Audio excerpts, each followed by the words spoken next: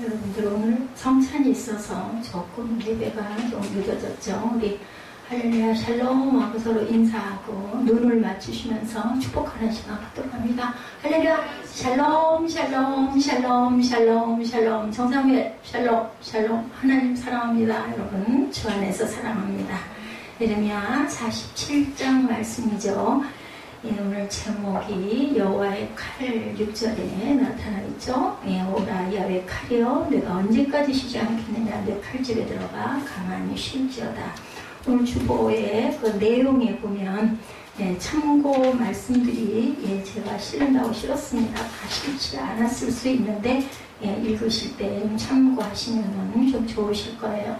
지난 22일 월요일이 중복이었어요. 그리고 앞으로 일주일 후 12일인가요? 예, 말복입니다. 여러분들 참 덥죠? 어제는 정말 더웠던 것 같아요. 그런데 우리는 뭘 바라봐요? 시원한 가을.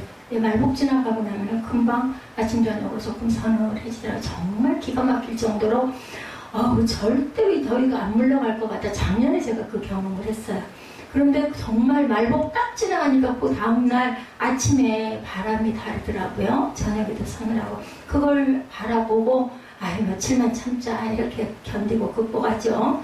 눈비 낙엽 하나 떨어지는 것까지도 누가 하세요? 하나님께서 그 주권 속에 이루어져 있다. 그렇게 이루고 가신다라는 사실을 여러분들 믿으실 줄로 믿습니다. 지난주에 말씀이 바로 하나님의 주권 46장이 그런 내용이었고 오늘은 47장 여호와의 칼. 어떤 칼일까요? 낙엽 하나도 하나님의 주권 속에 행하고 있다면 각국간 한 사람의 인생은 어떠할까? 나라의 흥몽성쇠가 하나님의 주권에 속해 있고 저와 여러분의 삶이 일상이 그렇게 하나님에게 속해 있다.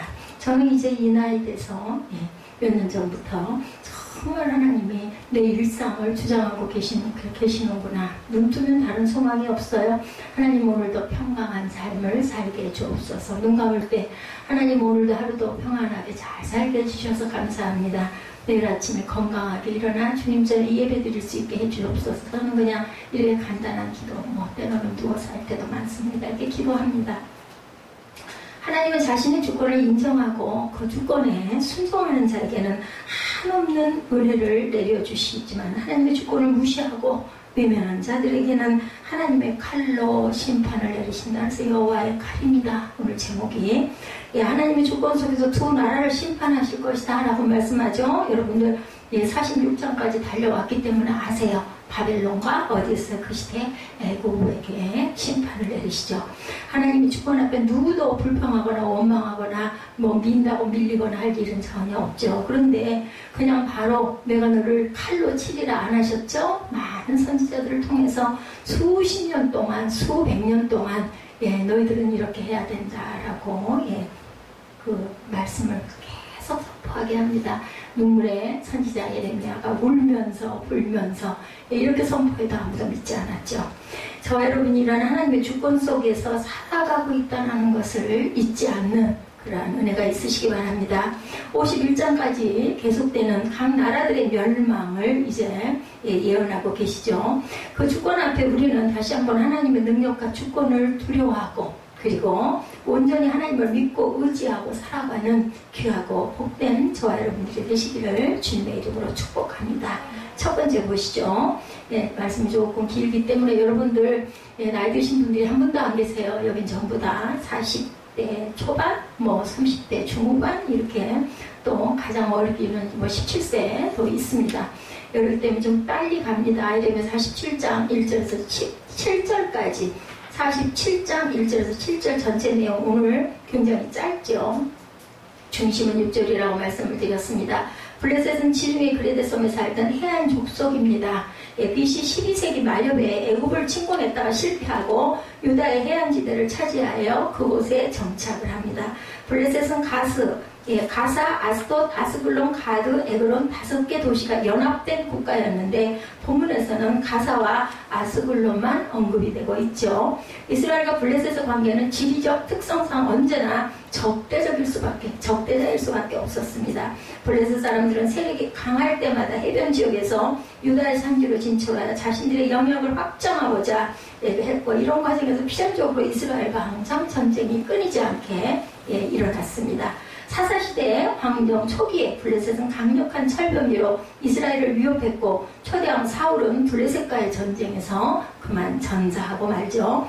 그러나 다윗 시대에 이르러 이스라엘은 블레셋을 정복할 수 있었고 솔로몬 시대에는 소국으로 삼습니다. 블레셋을. 그렇지만 왕국 분열 이후에 남과 북이 나뉘었죠. 예. 블레셋이 계속 반역을 시도합니다. 나라가 반으로 우리나라 그저 남과 북으로 나뉘어 있습니다. 우리는 남북 통일을 위해서 의무적으로라도 항상 기도해야 합니다.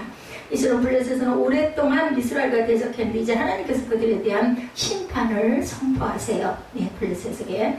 하나님 그 심판의 도구로 바벨론을 택하여서 블레셋을 멸망시키고자 한다. 여러분들 아시죠? 때로는 하나님께서 적국을 통해서 우리를 다스리실 때가 있습니다. 지금 여기에도 보면 바벨론을 통해서 블레셋을 멸망시킵니다. 2절에 뭐라고 말씀하고 계세요? 야훼께서 이와 같이 말씀하시되 뭐라고 그러세요? 보라, 물이 북쪽에서 일어나 물결치는 시내를 이루어 그 땅과 그 중에 있는 모든 것과 그 성읍과 거기에 사는 자들을 휩쓸어 버리겠다. 이렇게 말씀을 하시죠. 예. 갑자기 불어난 물이 모든 것을 쓸어버리듯이 북쪽에서 바벨론 군대의 침공으로 블레셋의 모든 성읍을 파괴하고 3절에도 보면 뭐라 그래? 3절에 군마의 말국소리와 달리는 병거바퀴가 진동하는 소리 때문에 하나님의 손맥이 풀려서 아버지의 손맥이 풀려서 자기의 자녀를 돌보지 못하겠다라고 말씀합니다. 아버지가 자녀를 돌보지 못한다. 손맥이 풀려서 기가 막혀서 자신의 생명을 돌보지 않고서라도 자녀를 돌봐야 되는 게 부모의 본능인데 너무 겁에 질려가지고 그 본능마저 움직일 수 없을 정도로 놀랬다. 이런 묘사는 블레셋을 침략하는 바벨론 군대의 위력이 얼마나 엄청났었는지를 보여주죠. 4, 5절을 더 봅니다. 뭐라 그래요? 4, 5절에 이는 블레셋 사람을 유린하시며 두로와 시돈에 남아있는 바 도와줄 자를 다 끊어버리시는 날에 올 것임이라. 야훼에서 갑돌섬에 남아있는 블레셋 사람을 유린하시리라. 가사는 대머리가 되었고 아스글론과 그들에게 남아있는 평지가 잠잠하게 되었나니 내가 내 몸베기를 어느 때까지 하겠느냐. 네 몸베기를 이스라엘 베기를 어느 때까지 하겠느냐. 두로와 시돈은 이스라엘 북쪽의 지중해 연안에 위치한 베니게의 양대 항구 도시인데 당시 길을 주중해 연안에 위치한 블레셋과는 동맹 관계에 있었습니다. 바벨론 군대는 블레셋을 치기 전에 블레셋과 동맹을 두었던 두 도시도 멸망시킬 것이다. 그리고 갑돌섬에 있는 블레셋 사람들도 멸망당할 것이다 라고 이렇게 선포합니다. 갑돌섬은 블레셋 사람들의 근거지인 그레데 섬을 가리킵니다. 주목할 것은 야훼께서라는 말씀을 우리가 주목해야 하는데 이런 모든 일을 누가? 하나님께서 계획하신다. 5절도 보면 블레셋의 수도 가사는 대머리가 될 것이고 아스글론은 평지가 될 것이다. 이렇게 말씀하죠. 블레셋 백성들은 자신들의 애통한 표현을 나타내는 풍습으로 자신들의 몸을 칼로 베며 슬퍼할 것이다. 6절에 블레셋 사람들은 자신들에게 임하는 심판이 뭐라 그래요? 여호와의 칼이다 라고 말하죠. 그 사실을 깨달았다. 제발 좀 그만 멈춰달라라는 것입니다. 그러나 이미 작정하신 하나님의 심판의 칼은 멈추지 아니하죠. 그러기 전에 우리는 돌이켜야 합니다. 7절을 보면 야훼께서 이를 명령하셨은즉 어떻게 잠잠하며 쉬겠느냐. 아스글론과 해변을 치료하여 그가 정하셨느니라 하니라. 하나님의 심판의 칼은 블레셋에서 온 땅이 파괴될 때까지 쉬지 않고 공격할 것이다. 하나님은 이 같은 심판에 대해서 에스겔 선지자는 원수에 대한 분노의 책벌이다 나와 있죠. 에스겔 25장 15절에서 17절에 주 여호와께서 이같이 말씀하셨느니라. 블레셋 사람이 옛날부터 미워하여 멸시하는 마음으로 원수를 갚아 진멸하고자 하였도다. 그러므로 주 야훼께서 이같이 말씀하셨느니라. 내가 블레셋 사람 위에 손을 펴서 그렛 사람을 끊으며 해변에 남은 자를 진멸하되 분노의 책벌로 내 원수를 그들에게 크게 갚으시리라. 내가 그들에게 원수를 갚은즉 내가 야훼인 줄을 그들이 알리라 하시니라. 이렇게 말씀합니다. 블레셋이 하나님의 심판을 당한 원인 어디 있다고요? 하나님의 택한 백성을 괴롭힌 것에 대한 하나님의 복수였다. 오늘날도 믿음으로 사는 자들에게 때때로 세상 속에서 억울함을 당할 때가 있습니다. 하나님은 잠잠히 계시는 것 같아요. 하나님 주무십니까? 근데 하나님 뭐라 그러세요? 졸지도 주무시지도 않는다고 말씀하죠. 하나님의 약속의 말씀은 반드시 그 억울함을 갚아주실 것이다. 로마서 12장 19절입니다. 내 사랑하는 자들아 너희가 친히 원수를 갚지 말고 하나님의 진노하심에 맡기라. 기록되었을 때 원수 갚는 것이 내게 있으니 내가 갚으리라고 주님께서 말씀하십니다. 세상 속에서 어떤 억울함이 있다 할지라도 반드시 하나님의 주권. 누가 그걸 그렇게 잘했어요? 다윗이 잘하죠. 자기를 죽이려고 하는 사울이 아둘람 동굴에 들어왔을 때 깜깜하니까 안에 다윗이 앉아있으니까 밝은 데서 어두운 데 들어오면 안 보이잖아요. 사울은 안 보이는데 다윗은 얼마든지 칼로 찌를 수 있었어요. 안 찌르죠. 옷깃만 뱀니다. 이것은 누가? 하나님의 주권이다. 이렇게 순종했던 다윗 쉽지 않습니다. 저 같아도 나 죽이려고 10년 동안은 쫓아다니는 사울이 들어왔으면 이구나 됐거나 하고 칼 살짝 내밀면 죽을 텐데 그걸 안 하죠. 블레셋이 얼마나 이스라엘을 괴롭혔을까. 이 모든 것은 하나님이 다 보고 계셨다는 거예요. 우리의 기도, 우리의 고백, 우리가 성찬 받으면서 여러분들 입술로 고백한 그 기도, 그래서 고백하도록. 성찬문을 이렇게 교회에서 집사님들이 읽는 경우 아마 거의 없을 거예요. 제가 어느 날인가 기도하는데 감동의 그런 마음이 와서 언제 읽으시겠어요. 이럴 때 읽고 고백하다 보면 은혜가 임하시겠구나.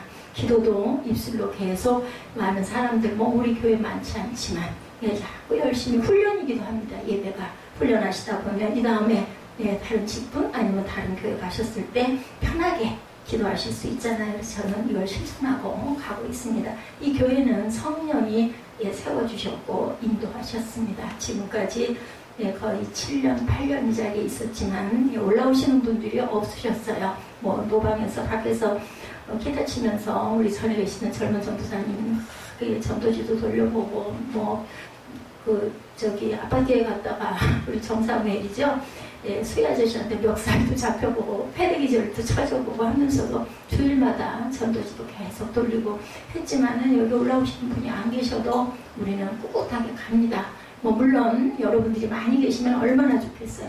성도님들이 많이 늘어나면 얼마나 좋겠어요. 근데 하나님의 뜻은 때로는 그 뜻이 아닌 다른 뜻의 사역에 있기도 합니다. 그래도 저희 교회는 일반 성도보다는 신학을 하신 그런 전도사님들도 계시고 또 은혜를 받으셔가지고 다른 데서 열심히 작곡을 하시는 우리 자매님도 계시고 저는 그게 제 소명이구나라고 생각을 합니다. 또 아들을 열심히 길러갑니다. 4살부터 제가 신학을 했던 그 아들이 벌써 13년이 지나서 고등학교를 다니고 있기도 합니다.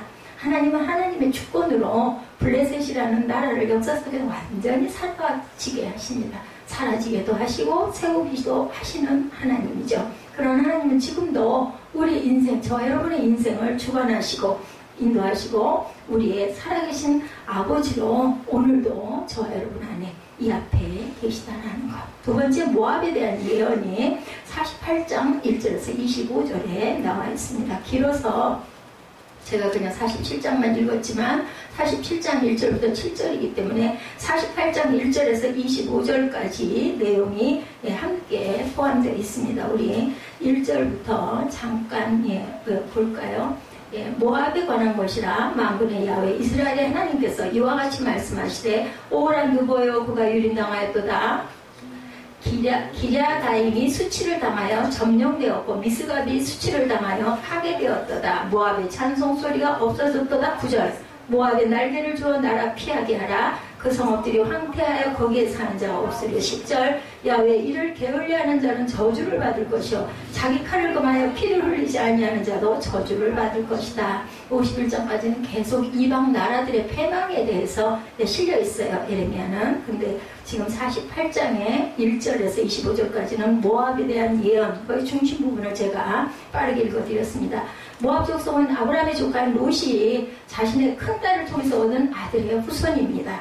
사해 동편에 위치한 모압은 세렛 강을 경계로 남쪽에는 에돔, 북쪽에는 암몬. 에돔과 암몬 소리 아마 여러분들 들어보셨을 거예요. 구약을 여러분들이 접하기가 좀 어렵습니다.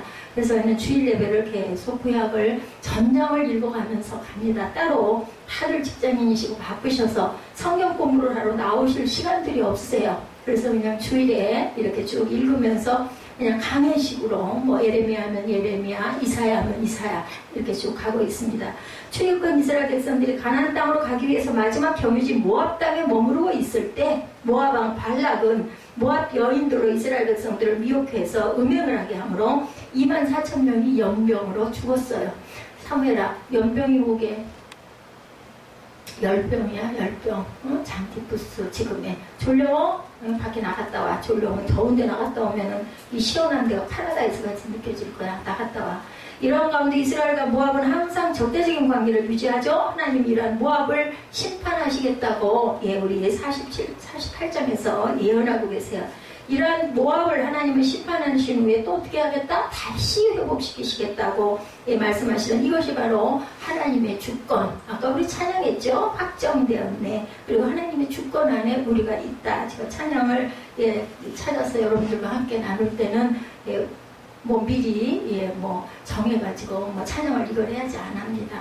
예배 시간에 찬양하면서 마음에 온 하나님의 음성대로 찬양을 제가 잡아서 같이 고백을 합니다. 1절에 보면 모압 땅이 점령당하고 파괴될 것이다 라고 얘기하고 있죠. 1절에 보면 기라다임 수치를 당하여 점령되었고 미스가베 수치를 당하여 파괴되었도다. 모압의 찬송 소리가 없어졌도다. 48장입니다. 헤스본에서 무리가 그를 해하려고 악을 도모하고 이르러 가서 그를 끊어서 나라를 이루지 못하게 하지 않은도다. 만맨이여 너도 조용하게 되리니 칼이 너를 뒤쫓아가리라. 47장에 이어서 48장에도 칼, 여호와의 칼입니다. 르고, 기라다임, 미스가, 헤스본, 만멘, 모압 북쪽의 중요한 5 성읍이 점령당해서 황폐화될 것이다. 3절에는 호로나임 성읍은 남쪽 북경에 위치한 성읍이고 바벨론 세력은 모압의 북쪽으로부터 남쪽까지 모압 땅을 촉토화시킬 것을 말씀합니다. 4절에서 8절까지도 모압의 심판의 고통이 적나라하게 기록되죠. 4절에 보면 어린아이들의 부르짖음이 언급됩니다. 5절에도 고통의 부르짖음을 언급하고 있습니다. 6절에도 겨우 도망했다 할지라도 광야의 떨기나무처럼 비참하게 생명을 유지하게 될 것이다.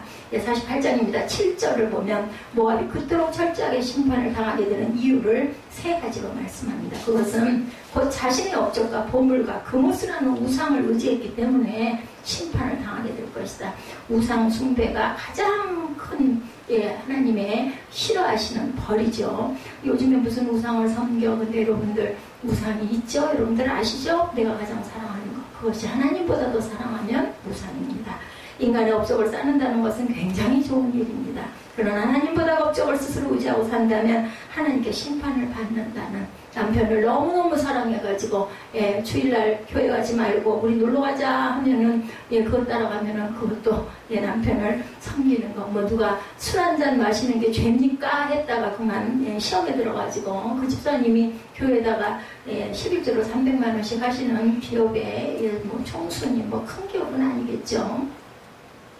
여기 제가 오늘 올린 헌금 봉투를 갖고 왔는데 아까 제가 이거 기도를 못했어요. 김종환 집사님 시원 메디텍 사장님이신데요.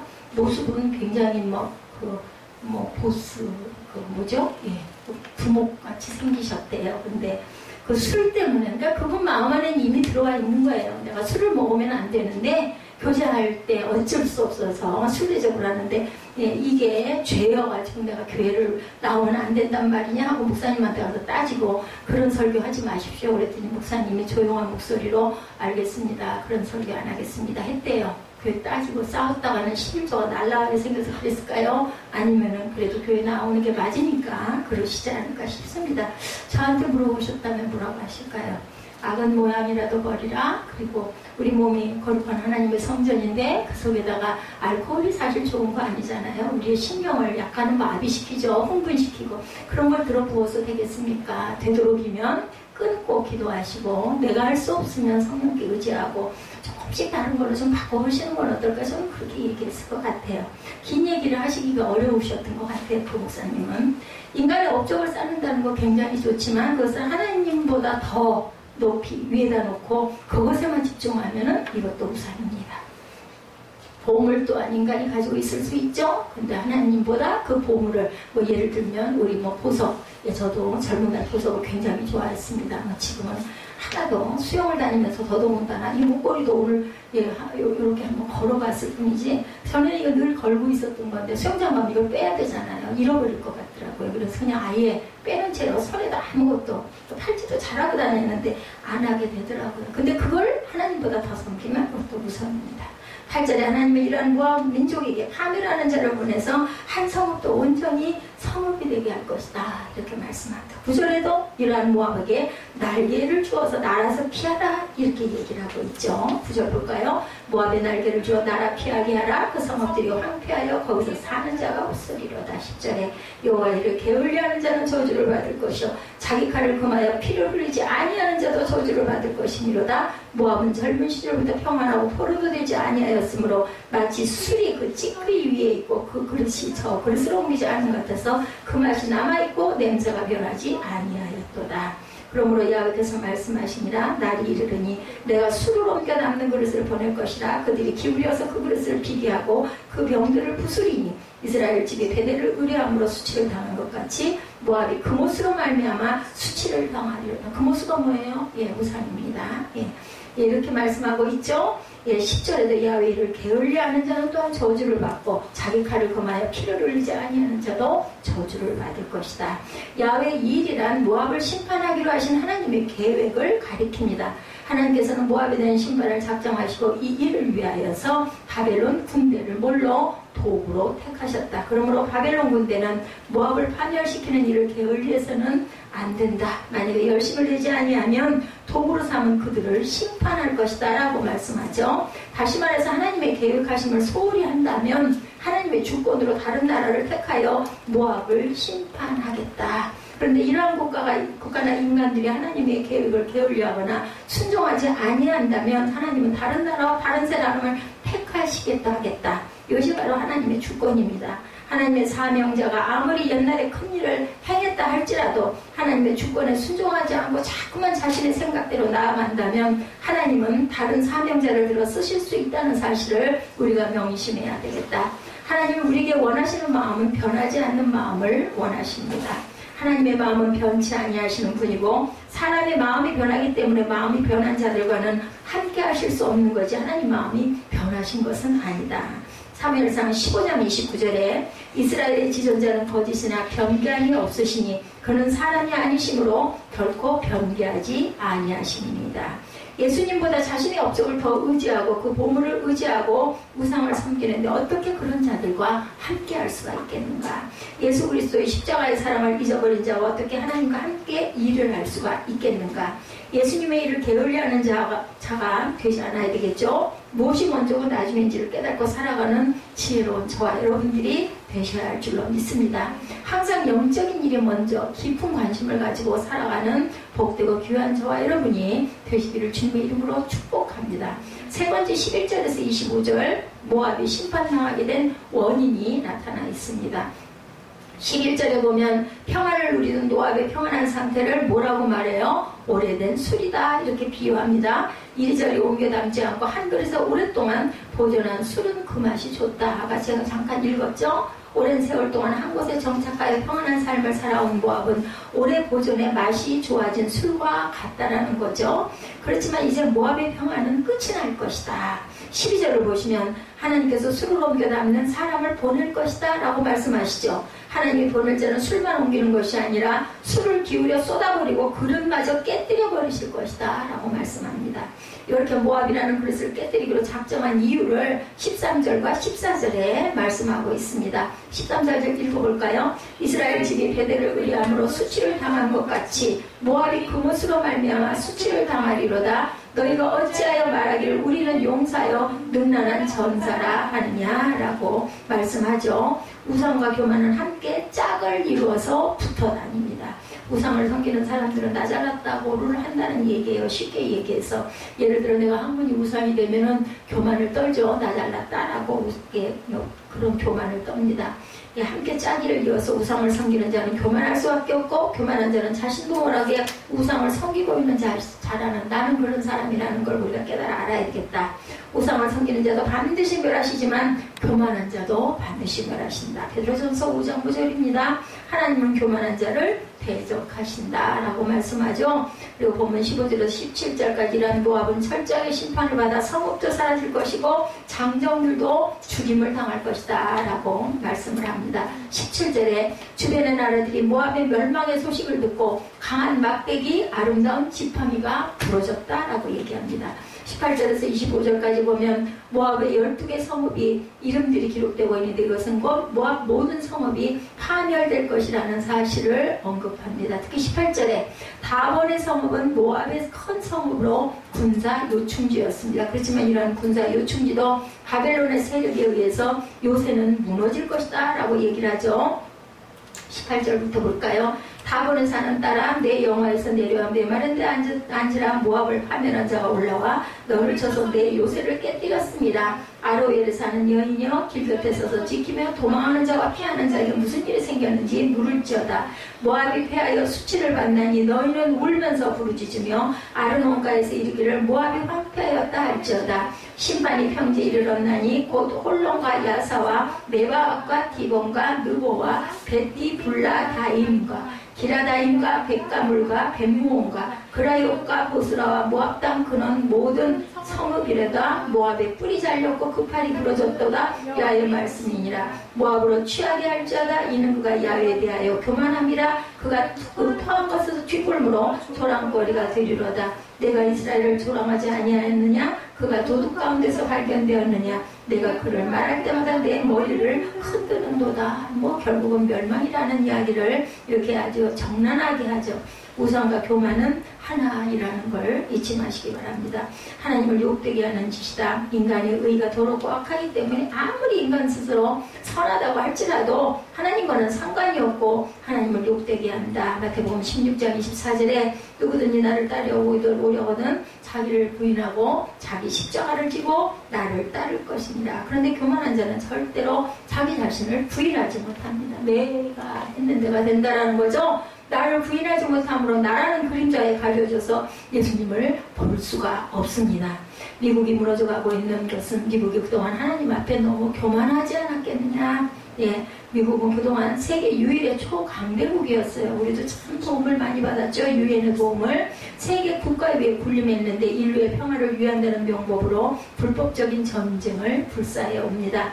이라크 침입도 대량 학살 무기를 후세인이 보유했기 때문이라고 이유를 붙였지만 석유 확보가 그 목적이라는 것은 모든 사람들이 알죠. 이러한 미국 제일주의와 이기적인 형태를 예를 들자면 끝이 없는데 그 정점이 오바마에게 있죠. 오바마는 터키에서 미국은 더 이상 기독교 국가가 아니라는 연설을 했다고 합니다. 이런 미국이 독립하게 된 것과 오늘날 세계 초강대국이 된 것이 하나님의 일방적인 긍휼과 은혜 가운데 이루어진 것임을 잃어버린 배은망덕입니다. 그리고 하나님 없이도 앞으로도 미국이 계속해서 세계 유일의 초강대국의 지위를 유지하고 얼마든지 번영할 수 있다는 교만의 극치입니다. 무너질 수밖에 없죠. 오바마는 작년에는 동성애자들을 백악관으로 불러들여서 동성애자들을 존중받아야 할 마땅한 권리가 있다라고 선언합니다. 최근에는 뉴욕이 동성연애 결혼을 합법화시키기도 했습니다. 소돔과 고모라가 왜 하나님의 심판을 받았는지 여러분들 아시죠? 동성애 등 성적인 타락에 극에 달했을 때 하나님의 유황불불로 소돔과 고모라를 멸망시킵니다. 미국이 지금 소돔과 고모라와 똑같은 그러한 그 답습을 하고 있습니다. 대통령과 지도자들이 앞장서서 동성애를 옹호하고 합법적으로 거리낌 없이 죄를 짓도록 부추깁니다. 미국은 하나님의 노를 격동하고 스스로 심판을 자초하고 있고 바벨론의 느부갓네살 왕이 이 큰 바벨론은 내가 능력과 권세로 건설하여 나의 도성을 삼고 이것으로 내 위엄의 영광을 나타낸 것이 아니냐. 다니엘 4장 30절 말씀이에요. 그 교만을 뽐내다 하나님의 심판을 받죠. 미국 또한 이렇기 때문에 결국은 멸망할 수밖에 없다. 돌이키지 아니하면. 여러분은 교만한 자인지 저와 여러분은 어떠한지를 돌아보시기 바랍니다. 교만한 자의 특징 중에 하나는 자신이 교만하다는 사실을 전혀 깨닫지 못한다라는 것. 이것은 꼭 자기 자신을 돌아보지 못하고 살고 있다라는 거죠. 근데 그게 누구 눈에는 보여요? 상대방의 눈에는 꼭 보여요. 본인은 몰라요. 우리는 나 자신을 날마다 돌아보며 살아가는 지혜로운 자들이 되시고 주변에서 누가 설령 거슬리는 얘기를 할지라도 했을 때는 한 번쯤은 깊이 생각해보는 저 여러분들이 되셔야 합니다. 자기 자신의 모습도 보지 못하는 자가 누구를 볼 수 있는가. 뭐라 그래요? 자신의 눈에 들보가 있으면서 남의 눈에 티만 들여다보는 거죠. 마태복음 7장 3절에서 5절에 예배 드려 오실 때는 그 휴대폰을 진동으로 꼭 놓으시기 바랍니다. 어찌하여 형제의 눈 속에는 티를 보고 내 눈 속에는 들보는 깨닫지 못하느냐? 보라, 내 눈 속에 들보가 있는데 어찌하여 형제에게 말하기를 나로 내 눈 속에 있는 티를 빼게 하라 하겠느냐? 외식하는 자여, 먼저 내 눈 속에서 들보를 빼라. 그 후에야 밝히 보고 형제의 눈 속에 티를 빼리라. 내 눈 안에 커다란 들보가 들어있는데 어떻게 형제의 티를 빼줄 수 있겠어요? 내 눈이 깨끗해져야 형제의 티를 빼겠죠. 나를 보지 못하고 남을 판단하는 것 바로 교만이죠. 예수님은 그런 자들에게 외식하는 자라고 결론을 내립니다. 외식하는 자가 벌을 받을 벌은 마태복음 24장 51절이죠. 어미 때리고 외식하는 자가 받는 벌에 처하리니 거기서 슬피 울며 이를 갈리라. 문 밖에 쫓겨나서 못 들어와요. 그죠? 교만하지 말아야 되겠죠. 잠언 16장 18절에 교만은 패망의 성공이요 거만한 마음은 넘어짐의 앞잡이니라. 겸손한 자들이 되시기를 바랍니다. 하나님은 교만한 자는 대적하지만 겸손한 자에게는 은혜를 주신다. 베드로전서 5장 5절이죠. 우리는 남을 판단하는 교만을 범하지 말아야겠습니다. 우리는 판단이 아니라 분별하는 자가 되어야 합니다. 판단은 내 의로 기준을 삼는 것이 아니라 분별은 하나님이 주신 분별의 은사로 하는 거죠. 아버지가 진당한 탕자를 바라보는 눈은 분별의 눈입니다. 그렇기 때문에 분별하는 사람에게는 하나님의 긍휼이 있지만 자신의 의로 판단하는 자들은 정죄와 비판만 남는다. 우리는 잠시도 하나님의 은혜 없이는 살아갈 수 없는 연약한 자들임을 깨달아야 되겠죠. 네 번째, 모압을 향한 애가가 26절에서 47절까지 나타나 있습니다. 하나님의 심판은 모압을 술을 취한 자에 비유를 합니다. 성경에는 종종 하나님의 심판을 진노의 술잔에 그리고 하나님의 심판을 받는 자를 그 술잔을 받아 마신 자, 술 취한 자에 비유합니다. 모압은 만취한 사람이 자기의 토한 것 위에서 뒹굴고, 한번 상상해 보세요. 자기가 토해놓고 그 위에서 뒹굴어요. 뭉개요. 어떻겠어요? 그런 조롱거리가 되는 것처럼 스스로 수치되는 행동을 보일 것이다. 모압이 이런 수치와 조롱을 당하는 것은 두 가지. 첫째는 하나님께 대한 교만, 아까 말씀드린 대로 하나님께 대한 대적 행위라는 것을 우리가 알아야 된다. 사람 앞에서 행한 교만이 하나님께 향한 교만이 된다는 사실도 또한 명심해야 합니다. 29절에 보면 이러한 모압의 교만을 6가지로 지적을 하죠. 이게 29절 뭐라고 말씀하고 계신가 우리 한번 볼까요? 네, 조금 길지만 우리가 모압의 교만을 들었나니 심한 교만 곧 그의 자고와 오만과 자랑과 그 마음의 거만이로다. 야훼의 말씀이니라. 내가 그 노여함의 허탄함을 아노니 그가 자랑하여도 아무것도 성취하지 못하리라. 그러므로 내가 모압을 위하여 울며 온 모압을 위하여 부르짖으리니 무리가 길레레스 사람을 위하여 신음하리로다 라고 말씀합니다. 하나님께 대한 교만이죠. 예, 교만은 앞에서도 말씀드렸듯이 하나님께 대한 대적행위라는 것, 사람 앞에서 행한 교만이 하나님께 향한 교만이 된다라는 것, 그죠? 교만, 심한 교만, 자고, 오만, 자랑, 거만. 둘째는 하나님의 택한 백성을 뭐했다? 조롱했다. 이스라엘이 하나님의 심판을 받아 큰 환란에 처해 있을 때 모압은 이스라엘을 처벌받았던 마땅한 도적인 양 취급했고 머리를 좌우로 흔들어대며 조롱과 경멸을 보냈다라는 겁니다. 이러한 모압이 이제 철저하게 만방의 조롱거리가 된다. 에스더서 아시죠? 예, 모르드게를 매달려고 했던 그 장대에 하만이 결국은 매달려서 불임절이 탄생됩니다. 28절에 모압의 백성들은 전쟁을 피해 산으로 도망가 숨어서 살 것이다. 마치 산비둘기처럼 산속 바위쯤에 사는 처지가 될 것이다 라고 말씀하죠. 모압의 주민들아 너희는 성을 떠나 바위사에 살지어다. 출입문은 우리 가장자리에 뒤들리는 비둘기같이 할지어다. 우리가 모압의 교만을 들었나니 심한 교만 곧 그의 자고와 오만과 자랑과 그 마음의 거만이다. 이런 모압이 이제 철저하게 만방의 조롱거리가 됐다라는 거죠. 마태복음 10장 14절 15절입니다. 누구든지 너희를 영접하지도 아니하고 너희 말을 듣지도 아니하거든 그 집이나 성에서 나가 너희 발의 먼지를 털어버리라. 내가 진실로 너희에게 이르노니 심판날에 소돔과 고모라 땅이 그 성보다 견디기 쉬우리라. 30절에도 교만하게 조롱을 하던 자들의 결과를 말씀하죠. 그들의 끝은 아무것도 얻지 못하는 허탄과 허망함으로 끝나게 될 것이다 라고 말씀합니다. 교만한 자의 끝이 패망이고 외식하는 자가 받을 벌을 받았는데 무엇이 살아갈 게 있고 무엇이 남을 게 있겠느냐. 자신들의 업적을 그렇게 자랑하며 큰소리치며 살던 그들은 결국 인생의 끝에서 허탈함만 가지고 살다가 세상을 떠나게 된다. 2019년 이제 8, 9, 10, 11, 12 뭐 4개월 좀 더 남았죠. 이제는 정말 끝으로 달려갑니다. 허탄한 한 해가 되지 않도록 아직 안 늦었어요. 그죠? 8, 9, 10, 11, 12 5개월이나 남았네요. 5개월밖에가 아니라 그죠? 31절을 보시면 하나님이 모압을 위하여 우시며 모압을 위하여 부르짖는다라고 말씀합니다. 그러므로 내가 모압을 위하여 울며 온 모압을 위하여 부르짖으리니 우리가 기레레스 사람을 위하여 신음하리로다 말씀하죠. 본문을 유심히 살펴보면 유독 모압에 대한 하나님의 안타까운 마음이 보여집니다. 32절에도 내가 너를 위하여 울기를 야셀이 우는 것보다 더하리다.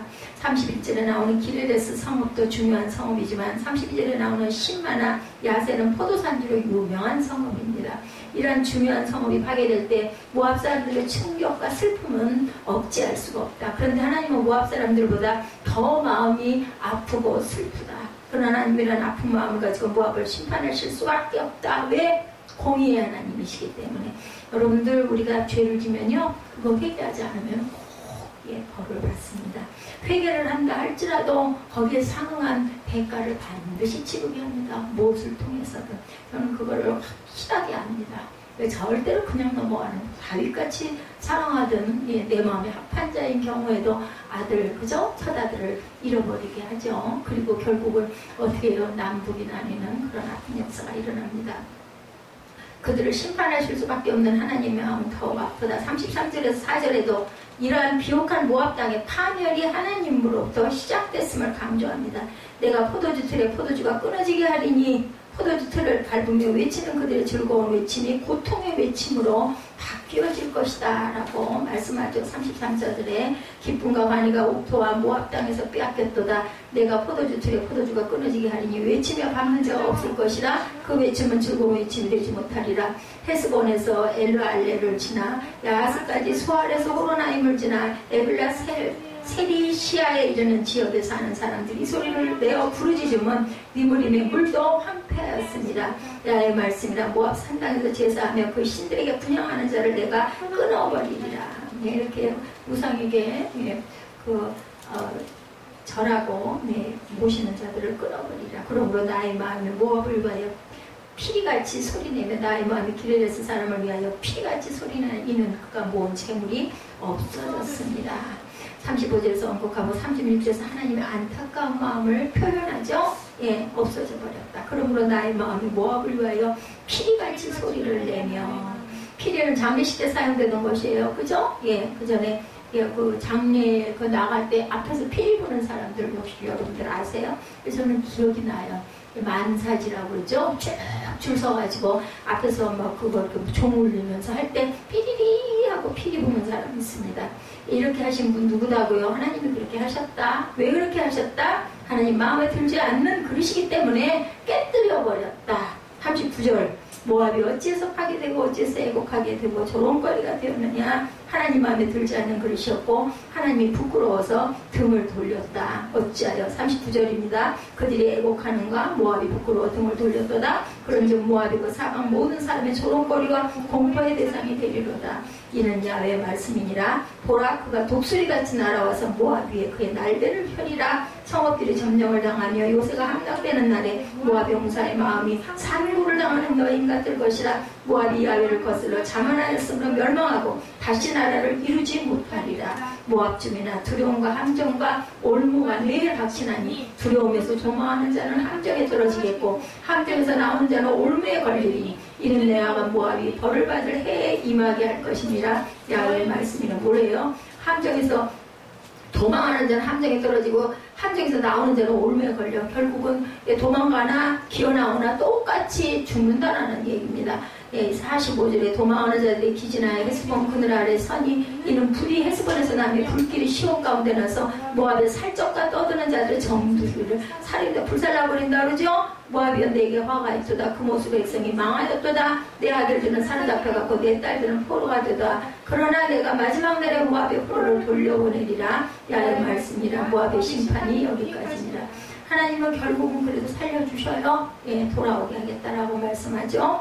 하나님이 그렇게 하시고 깨뜨려 버리시고 불살라 버리시지만 다시 돌아오게 해주시겠다. 그러니까 죽는 걸 원하시지는 않아요. 하나라도 생명이 구해지기를 원하시죠. 예, 하나님 보시기에 이 말씀 굉장히 은혜가 있는 말씀입니다. 성경 중에 하나님 보시기에는 말씀은 50번 정도 기록되어 있는데 사람이 하나님보다 사람들 보시기에 마음에 들도록 살아가고 있다라는 거예요. 우리가 누구 보시기에? 하나님 보시기에 마음에 들도록 살아가야죠. 사도 바울의 고백이 우리의 고백이 되어야 합니다. 갈라디아서 1장 10절에 이제 내가 사람들에게 좋게 하랴 하나님께 좋게 하랴 사람들에게 기쁨을 구하랴 내가 지금까지 사람들의 기쁨을 구하였다면 그리스도의 종이 아니니라. 하나님이 보시기에 좋도록 살아가야 되죠. 하나님이 보시기에 좋도록 구하고 가야 하나님의 종이다. 하나님 앞에 부끄러운 자가 되지 않아야 되겠다. 부끄럽게 사는 삶은 하나님의 자녀로 하나님의 영광을 가리고 세상 사람들과 다름없이 산다면 부끄러운 인생. 가난할지라도 고난 속에 있다 할지라도 세상 속에서 비굴하게 살지 말고 하나님의 자녀답게 떳떳하게 살자. 누가복음 9장 26절 누구든지 나와 내 말을 부끄러워하면 인자도 자기와 아버지와 거룩한 천사들의 영광으로 올 때 그 사람을 부끄러워할 것이라 말씀합니다. 하나님의 주권 속에 하나님의 섭리 속에 내가 살아가고 있다는 것을 확실하게 믿는다면 어떤 어려움이 온다 하더라도 당당하게 살아가는 택함 받은 자들이 되어야 되겠다. 40절에 47절에 하나님은 이제껏 말씀하셨던 모압의 멸망을 다시 한번 예언합니다. 40절에 42절에 모압의 멸망은 독수리처럼 날아오는 세력에 의해서 상고를 당하는 여인처럼 모든 성읍이 정령당하고 무참하게 멸망하고 다시는 나라를 이루지 못할 것이다. 여기서 독수리는 바벨론 왕 느부갓네살을 의미합니다. 하나님의 말씀대로 BC 580년에 바벨론을 모압을 점령하여 모압의 모든 성읍을 초토화시키고 다시는 나라를 세울 수 없을 정도로 멸망시켜버립니다. 43절에 44절에도 하나님께서는 들짐승을 자주 다니는 길목에 함정이나 올무를 설치하듯이 모압을 잡기 위해서 함정과 올무를 도와주셨는데 결코 이것을 빠져나갈 길이 없다. 기어 올라오면은 결국은 불태워서라도 죽인다고 그러죠. 45절의 말씀은 민수기 21장 28구절에 나타나고 있는 헤스본의 옛 노래를 인용하면서 모압의 절망적인 파멸을 예언하고 있습니다. 아까 우리 읽었었죠. 45절 말씀. 도망하는 자들이 기진하여 헤스본 그늘 아래 서니 이는 불이 헤스본에서 나와 불길이 시온 가운데에서 모압의 살적과 떠드는 자의 정수리를 살라버렸다라고 얘기합니다. 하나님의 심판을 피하기 위해서 모압 주민들은 강력한 요새인 헤스본 성 안으로 도망을 하지만 불과 화염이 도망하는 자들을 쫓아가서 다 태워버린다. 48절에 보면 포로로 잡혀갈 것이다 라는 거죠. 포로로 잡혀간 모압 백성이 다시 돌아오게 된다. 바벨론이 가장 고레스에 멸망하고 이스라엘 포로들을 석방할 때 그때 모압 백성들도 포로에서 돌아올 것이다. 그러나 모압은 하나님의 예언대로 두 번 다시 나라를 세우지 못하는 민족이 되고 맙니다. 47절의 끝 보면 야훼의 말씀이니라 모압의 심판이 여기까지니라. 모압에 대한 하나님의 주권은 여기까지다. 하나님의 주권이 끝나는 날은 국가가 되었던 인생이 되었던 완전히 끝나는 날입니다. 모압의 심판에 반복적으로 나오는 하나님의 말씀은 오늘날 하나님을 떠나 살아가는 자들에게 하나님의 긍휼하심이 있다는 것을 보여주는 하나님의 사랑의 마음, 그죠? 그래도 돌아오게 할 것이다. 히브리서 11장 6절에 믿음이 없이는 하나님을 기쁘시게 못한다 말하죠. 하나님의 마음을 기쁘시게 해드리는 저와 여러분들이 되시는 것 믿음 온전히 잃지 않는 거죠. 모압의 멸망에 대한 예언의 말씀 언제 주어졌어요? 예레미야 46장 1, 2절에 이방 나라에 대하여 선지자 예레미야에게 임한 야훼의 말씀이니라. 애굽에 관한 것이라 곧 유다의 요시야 왕의 아들 야훼에게 넷째 해에 유브라데 강가 갈그마스에서 바벨론의 느부갓네살 왕에게 패한 애굽의 왕 바로 누고의 분도에 대한 말씀이라.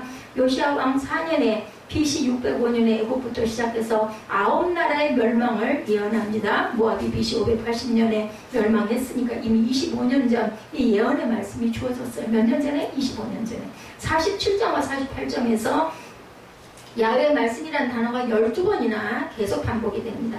그 어떤 사람이 하신 말이 아니라 살아계신 하나님이 직접 말씀하신 예언이 12번이나 기록됐다. 멸망받기 25년 전에 블레셋이나 모압이나 이 말씀을 깨닫고 하나님께 회개하고 나왔더라면 두 역사가 오늘날까지 계속되고 있을 거예요. 살아있을 건데 그 주권 앞에서 결국은 교만을 떨다가 결국은 불태워서 사라져버리고 말았다라는 거죠. 우리가 신실한 믿음을 가지고 살아가는 저와 여러분, 모압에 대해서 안타까운 마음을 가지고 계셨던 하나님의 마음을 기억하시고 오늘날도 나에게 이런 하나님의 안타까운 마음이 없는지 살펴보시고 날마다 그리스도의 피로 죄사함 받으며 회개하며 살아가시는, 늦지 않았어요. 지금이라도 고쳐서 살아가시는 방향을 설정하시는 저와 여러분 되시기를 주님의 이름으로 축복합니다. 오늘은 예레미야 47장과 48장 좀 길었지만 전체 결국은 모압에 대한 심판, 그죠? 그리고 야훼 칼입니다. 47장은 블레셋 사람에 대한 심판, 그리고 모압에 대한 심판을 통해서 저와 여러분은 하나님 보시기에 온전치 못한 우상은 어디에 있는지, 교만하지는 않은지, 종이 되시는 저와 여러분들, 종은 섬기는 자예요. 그죠? 그런 저와 여러분들이 되셔서 하나님의 축복에 들어가시기를 주님의 이름으로 축복합니다.